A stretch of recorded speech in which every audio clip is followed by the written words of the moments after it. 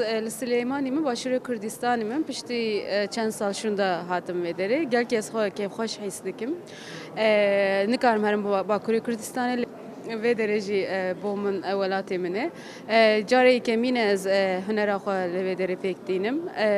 Lê ser şîwenî xak bêtir jî sergel yên şimendî berjewendiyên yên zilamayê piyawayê kes jinên Kurd bi hezaran hêna jî bi navên namusê tê qetil kirin û goristana wan bê navê wan niye.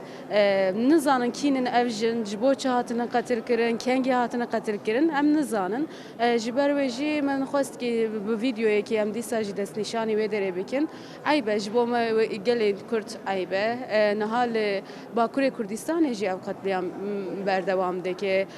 Lêbelê pêwîst e em hunermendên jin li ber wê bisekinin baweyekê protest karê me nav karê me de jî hebe.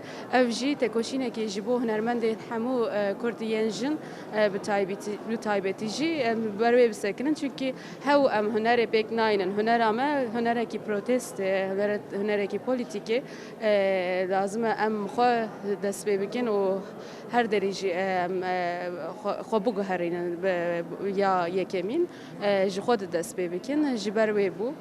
Niha ev kar ew ê li Mîlano jî, li Berlînê jî, her wiha welatên din jî Brîtanya jî ew ê wekî pêşengeh bikin li wê derê jî wekî pêşengeh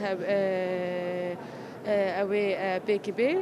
Ev ya yekemîn bû yên din jî bi sala pêşiya me vî salê de yanî ew ê bi awayekî din welatên din yên cîhanê bi taybetî jî Ewropa ew ê bênîşan dan.